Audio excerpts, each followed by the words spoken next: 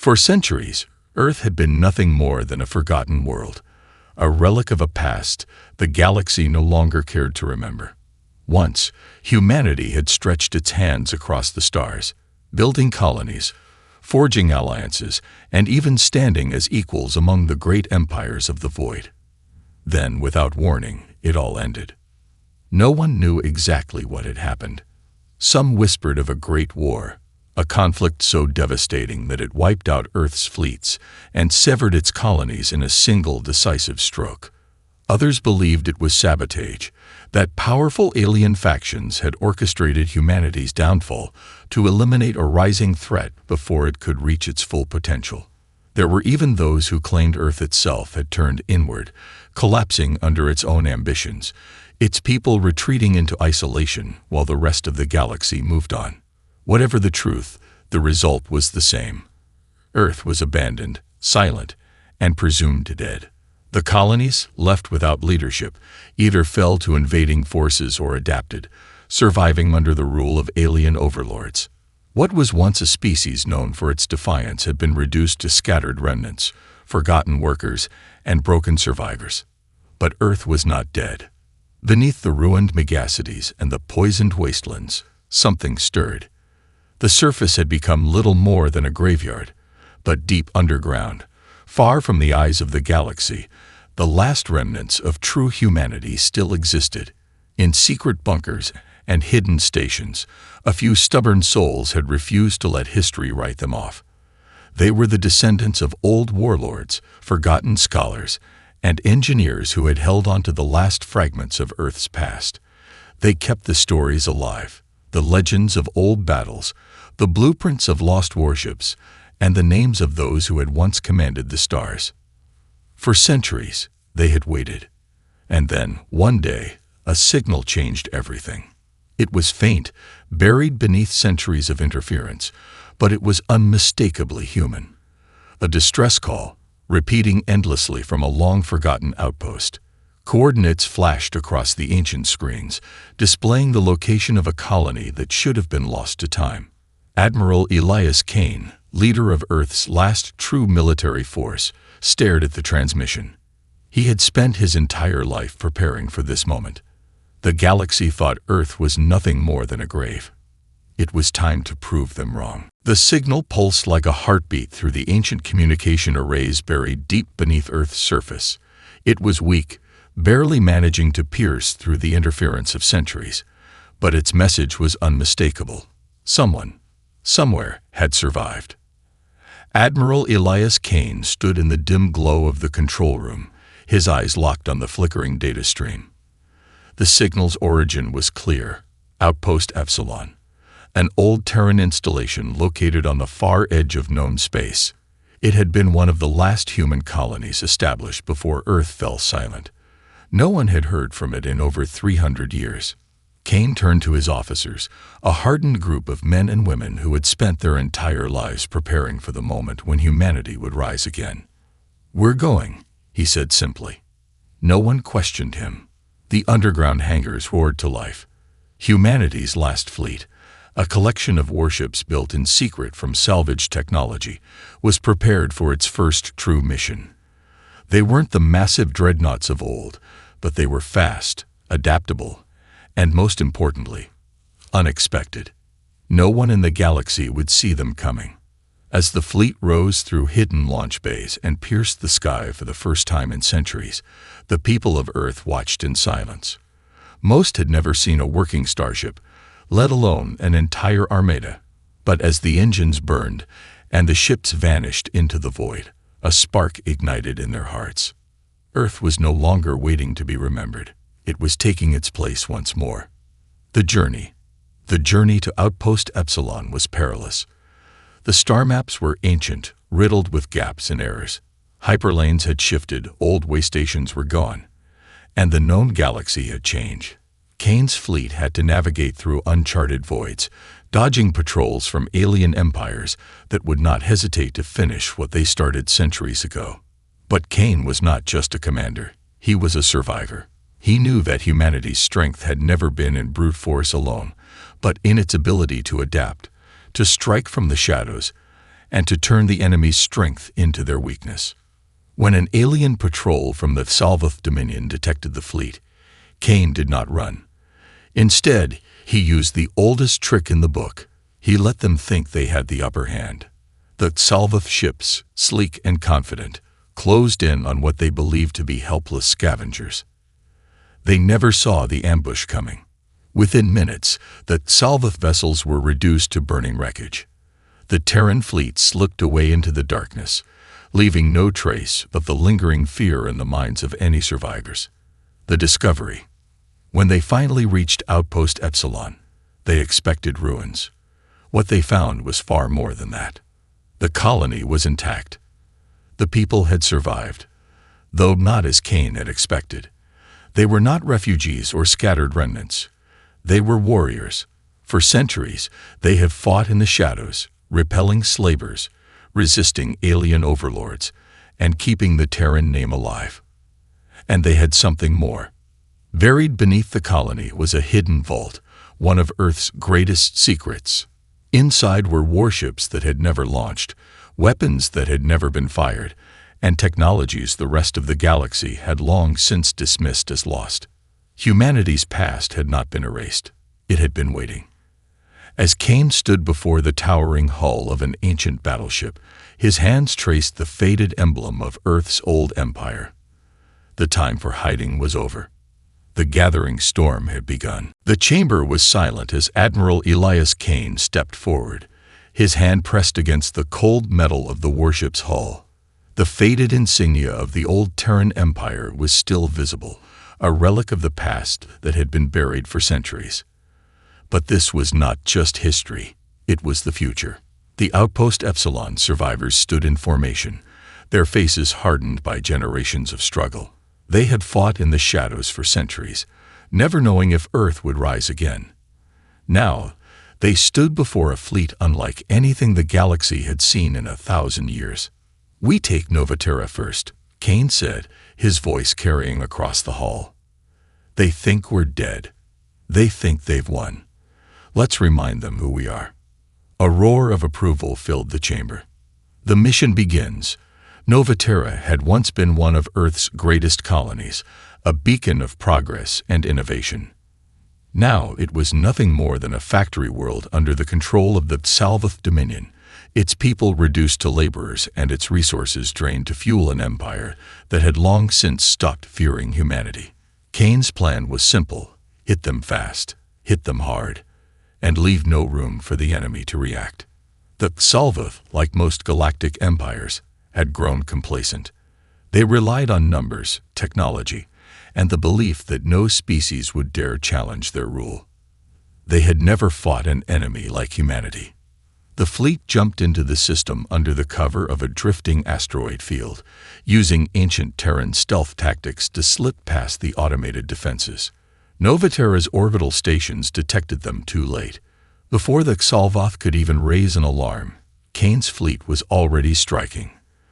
The first explosions shattered the silence of space. Terran warships, smaller and more agile than the massive Salvoth cruisers, weaved through the enemy formation, targeting weak points with terrifying precision. Plasma bolts and railgun rounds tore through armor, disabling weapons and engines before the Salvoth even realized they were under attack. By the time the Dominion's reinforcements scrambled into action, the battle was already lost. The ground assault. While the fleet kept the enemy distracted, Cain's forces landed on the planet's surface. The people of Novaterra, long conditioned to believe Earth had abandoned them, watched in shock as Terran soldiers stormed the factories and strongholds of their overlords. The Salvoth garrisons were unprepared. They had spent centuries keeping humans in line through fear, never expecting real resistance. But these were not rebels. These were the heirs of a species that had once ruled the stars. Every battle was swift, decisive. Entire battalions of Salvoth soldiers surrendered rather than face the relentless advance of the Terran forces. The humans of Novaterra, realizing what was happening, joined the fight. A planet that had once been silent under oppression now roared with the sound of revolution. The message to the galaxy. When the last Salvoth warship fell, the Terran fleet broadcast a single message across the galaxy. Nova Terra is free. Humanity has returned. It was not a declaration of war. It was a warning. And the galaxy had no idea what was coming next. The fall of Nova Terra sent shockwaves across the galaxy. For centuries, the great empires had treated humanity as little more than a failed experiment, a species that had once reached for the stars, but had been erased by history. Now, that belief was shattered. Across thousands of star systems, rulers, warlords, and strategists watched in stunned silence as the reports came in. A Terran fleet, thought to be non-existent, had emerged from the shadows. A colony that had been under Dominion control for centuries had been liberated in a single decisive strike. And the Xalvoth, known for their ruthless efficiency, had been humiliated. Fear spread like wildfire, the hidden forces of humanity. But the real impact was not felt in the halls of alien rulers. It was felt among humanity's scattered remnants. On countless worlds, human colonies had long since fallen under the rule of alien powers. Some had accepted their fate, believing Earth was lost forever. Others had resisted in secret, waiting for a sign that their homeworld was still alive. Nova Terra became that sign. Resistance cells, once nothing more than whispers in the dark, erupted into full-fledged uprisings. Slavers and overlords who had treated humans as little more than expendable workers now found themselves fighting for survival as entire planets rose against them. For the first time in centuries, the words for Earth echoed across the stars. The Xalvoth response. The Xalvoth Dominion could not afford to ignore the attack. The humiliation of Nova Terra had to be answered, or the rest of the galaxy would see them as weak. Within days, a massive fleet was mobilized, 3 times the size of the one that had been stationed at Nova Terra. Their orders were simple: retake the colony, wipe out the rebels, and erase any trace of Earth's resurgence. But Cain had expected this. The Xalvoth believed they were marching into a simple reclamation operation. They expected resistance, but nothing they couldn't crush with superior firepower. They did not realize they were walking into a carefully laid trap. Cain's fleet did not engage the Xalvoth in open combat. Instead, they bled them dry. Ambushes in asteroid fields, hit-and-run strikes on supply lines, precision attacks that left the enemy fleet crippled before they could even reach Nova Terra. By the time the Xalvoth forces finally arrived in orbit, they were already broken. Their ships, low on fuel and battered from constant engagements, were easy prey.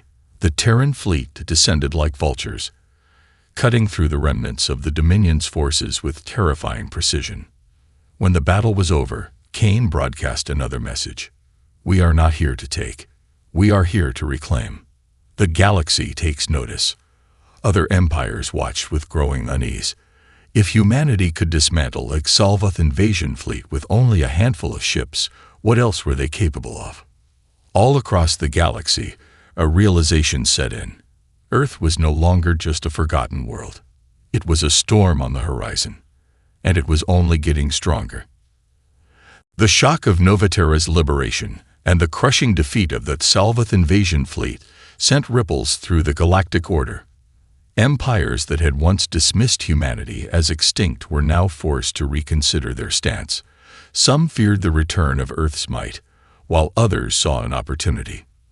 But one thing was certain: humanity was no longer just a footnote in history. Admiral Elias Cain knew that the next phase of Earth's resurgence could not be fought with warships alone. The galaxy was vast, and while the Terran fleet had proven itself formidable, they were still outnumbered. If they wanted to reclaim what was lost, they would need allies. Fortunately, there were those who still remembered the old Terran Empire, not as conquerors, but as protectors. The Forgotten Oath.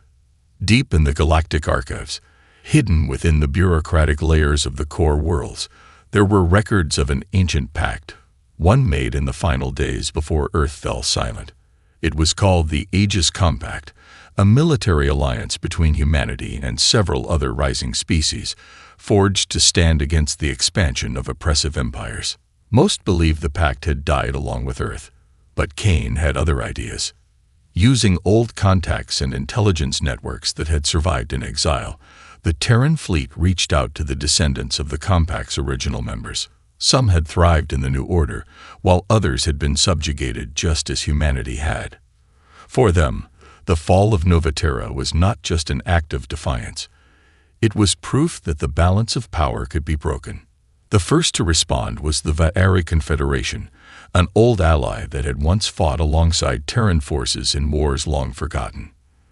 Their world had been conquered centuries ago, their fleets dismantled, their people forced to serve in the shadow of the Salvoth Dominion. But deep within their underground resistance, the name of Earth had never been forgotten. When Kane's transmission reached them, their response was simple.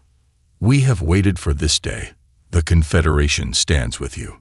The silent rebellion. With the Va'ari on their side, other factions followed.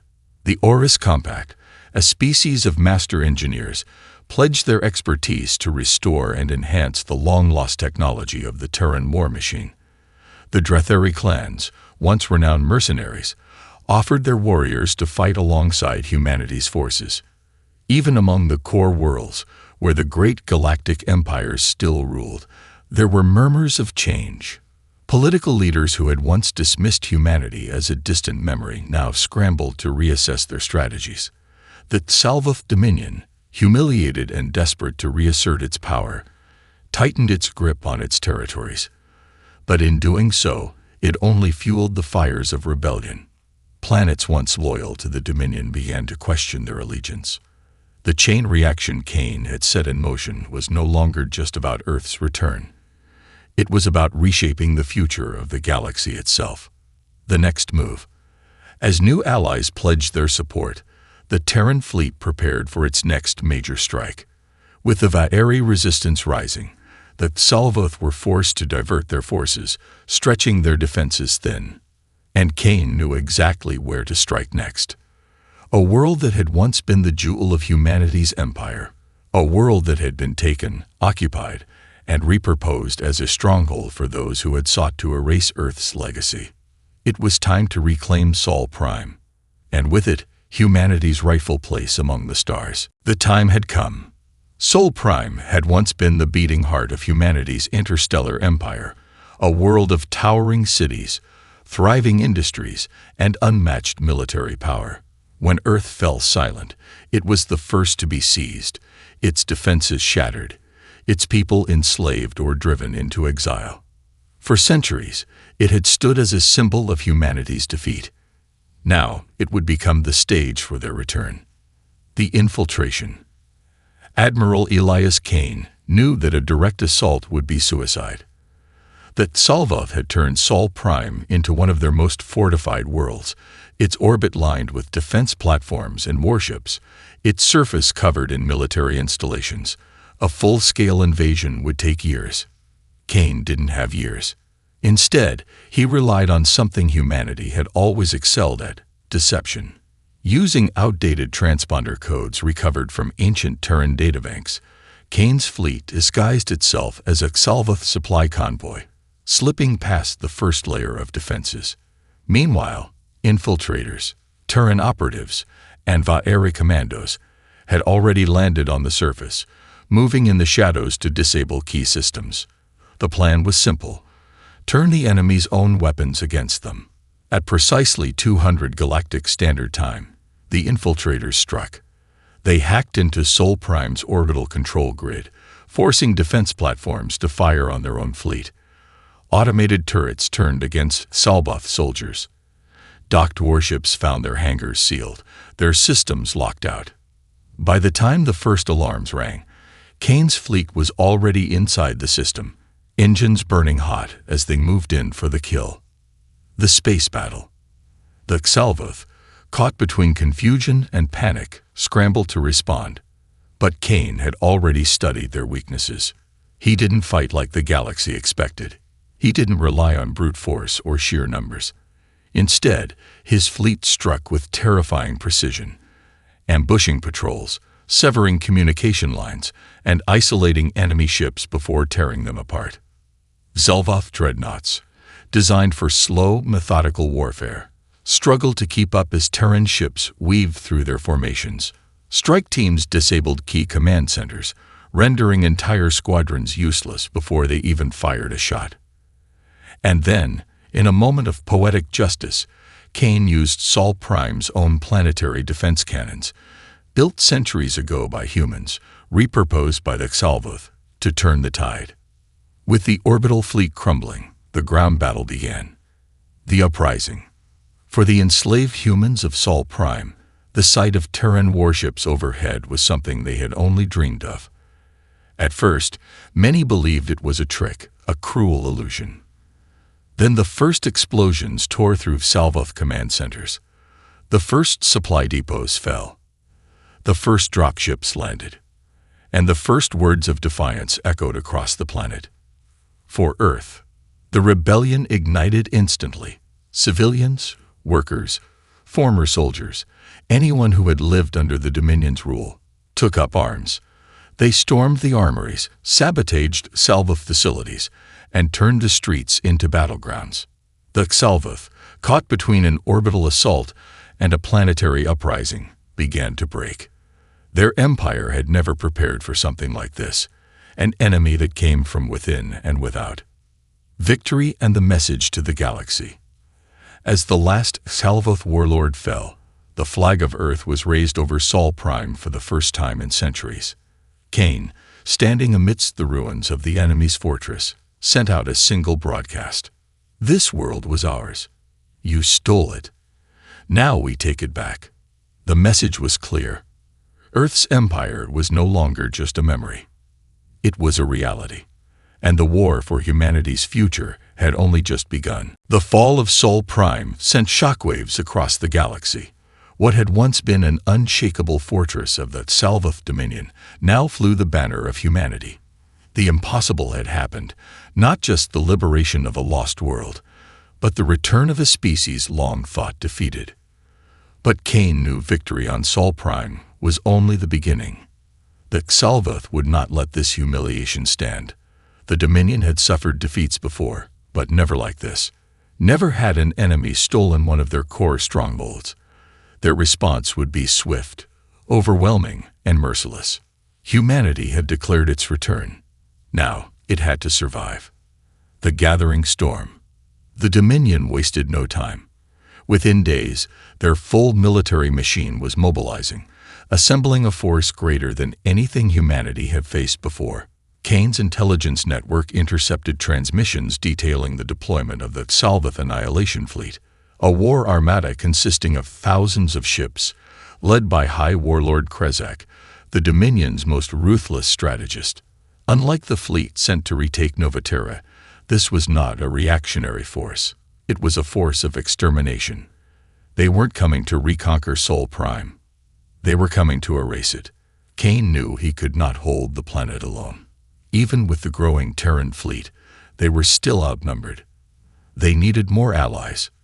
They needed more time. They needed to do what humanity did best, outthink the enemy. The plan. Instead of waiting for the Dominion's attack, Kane took the fight to them. Using intelligence gathered from the Vaeri and Orcs Compact, the Terran fleet identified key supply lines, fuel depots, and communication relays that the Dominion needed to keep its war machine running. What followed was a campaign of hit-and-run warfare. Terran strike teams infiltrated Xalvoth shipyards, planting sabotage charges that crippled production lines. Ambush squadrons intercepted supply convoys, starving the Annihilation Fleet of fuel and munitions. Hackers broke into Dominion data networks, spreading misinformation and causing logistical nightmares. It wasn't about winning through brute force. It was about weakening the enemy before the real battle even began. For every ship that Xalvoth sent, humanity made sure 3 more couldn't launch. For every battalion deployed, Kane ensured their reinforcements never arrived. The Annihilation Fleet was still coming, but it was bleeding before it even reached Sol Prime. The galaxy reacts. The war had escalated beyond just humanity and the Xalvoth. Other galactic powers, once content to remain neutral, now saw an opportunity. Some, like the Vaeri Confederation, openly declared their allegiance to humanity, providing ships and warriors to the cause. Others, like the Dretheri clans, saw a chance to weaken the Dominion and joined the fight as mercenaries, attacking Salvoth holdings on multiple fronts. Even within the Dominion itself, cracks began to form. Governors who had once ruled with absolute authority now faced uprisings from human populations emboldened by the victories of Novaterra and Sol Prime. The once unbreakable Salvoth Dominion was losing control, but they still had one last move to play. The final threat. As the shattered remains of the Annihilation Fleet limped toward Sol Prime, High Warlord Krezek sent a message directly to Kane. A simple broadcast, played across every human-held world. You think you have won. You think your kind can rise again. You are mistaken. The image shifted, showing a planet. Earth. The Salvoth still held it.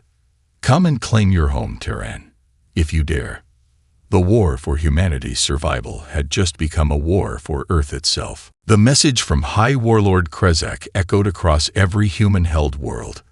Earth, the birthplace of their kind, was still under Salvoth control. For centuries, it had been little more than a trophy, its surface transformed into a fortress, its history buried under layers of alien rule. But now, the Dominion was offering a challenge. Come and take it. Kane had no choice. He had always known this war would lead to Earth. Every battle, every alliance, every sacrifice had been leading to this moment. Humanity's empire would never be complete until their homeworld was free. And so, the call went out. The United Human Fleet. For the first time in history, the scattered remnants of humanity stood together. The fleet that assembled was no longer just a ragtag force of survivors. It was a true empire reborn. Terran warships, rebuilt from ancient schematics, stood alongside Vaeri battlecruisers and Oris-engineered strike vessels. Dretheri mercenaries joined as shock troops, eager for glory. Even rogue elements from within the Dominion. Alien commanders who had grown disillusioned with Salvoth rule secretly pledged support. Kane stood at the helm of this great force, staring at the world that had once been home. It was time. The final assault. The Salvoth had spent centuries fortifying Earth. Its orbit was surrounded by defense stations, automated gun platforms, and the Leviathan fleet, the largest force the Dominion had ever assembled. On the surface, massive war complexes and shielded cities housed the elite of Salvoth leadership, daring humanity to strike. But Kane had not come for a siege. He had come for a reckoning. Using the same strategy that had won Sol Prime, the Terran fleet launched a multi-pronged attack. Saboteurs infiltrated the orbital stations, turning Earth's own defenses against the Salvoth fleet. Strike teams disabled key planetary shields, opening gaps for precision bombardments. In the chaos, Kane led the main fleet straight through the heart of the Dominion's defenses. The battle was unlike anything the galaxy had seen. Thousands of ships clashed in Earth's orbit, the space around the planet burning with the wreckage of fallen vessels. Salvoth warlords, desperate to hold their prize, threw everything they had into the fight. But they were fighting an enemy that had already survived extinction. Humanity did not break.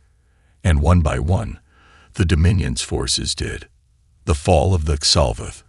As the last Salvoth dreadnought burned in orbit, the ground assault began.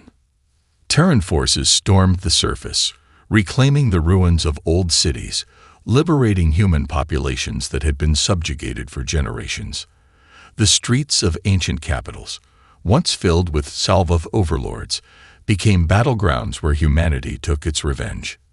In the final hours of the battle, Kane himself led the assault on the High Warlord's citadel, where Krezak had made his last stand. Their duel was brutal, a clash between the old rulers of Earth and the ones who had come to take it back. But in the end, it was Krezak who fell, his reign over humanity ending with a single gunshot. As his body hit the ground, Kane sent a single message across the stars. Earth is ours. The Empire reborn. With the fall of Earth, the Salvoth Dominion crumbled. Their once mighty empire, built on fear and subjugation, could not withstand the return of the one species they had sought to erase. World after world broke free. Allies who had once doubted humanity now sought to stand beside them. Former enemies, fearing what was to come, sued for peace. And as the Terran flag flew once more over Earth's surface, Kane knew one thing was certain. This was not the end of humanity's war. This was only the beginning. The Empire of Earth had returned, and this time it would never fall again.